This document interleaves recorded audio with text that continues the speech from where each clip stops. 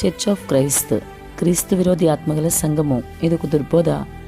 పరిశుద్ధాత్ముడు దేవుడు కాడు అని వీరంటారు. చర్చ్ ఆఫ్ క్రైస్త్ అనే అక్షరానుసారులైన ఈ శాఖ వారు ప్రకృతి సంబంధులు, ఆత్మ లేనివారు కాబట్టి పరిశుద్ధాత్మ విషయంలో కూడా అనేక దుర్బోధలు చేశారు. వీరు దైవత్వంలోని ముగ్గురు వ్యక్తులు అంటూ ప్రసంగాలు చేస్తారు.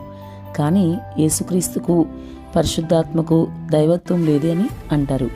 దైవత్వంలో ముగ్గురు వ్యక్తుల్లో తండ్రి కనుక దేవుడైతే మిగతా ఇద్దరు కూడా దేవుళ్ళే అవుతారు కదా. ఆలోచించండి.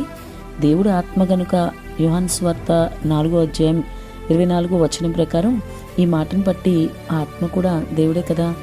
మనిషి దేవాలయం ఎలా అవుతాడు? మనిషిలో దేవుడు వస్తేనే కదా. ఎలా వచ్చాడు? పరిశుద్ధాత్మగా వచ్చాడు.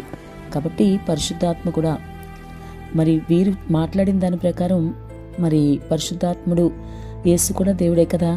పరిశుద్ధాత్ముడు దేవుడు కాకపోతే మనిషి దేవాలయం ఎలా అవుతాడు? 1 కొరింథీ పత్రిక 3:15-16 ప్రకారం ఆలోచించండి. కాబట్టి వీరు చెప్పేది దుర్బోధ. సంగమా జాగ్రత్త. ఈ దుర్బోధలో పడి నువ్వు మోసపోకు. వీరి గురించిన మరిన్ని విషయాలు తర్వాత వీడియోలో చూద్దాం.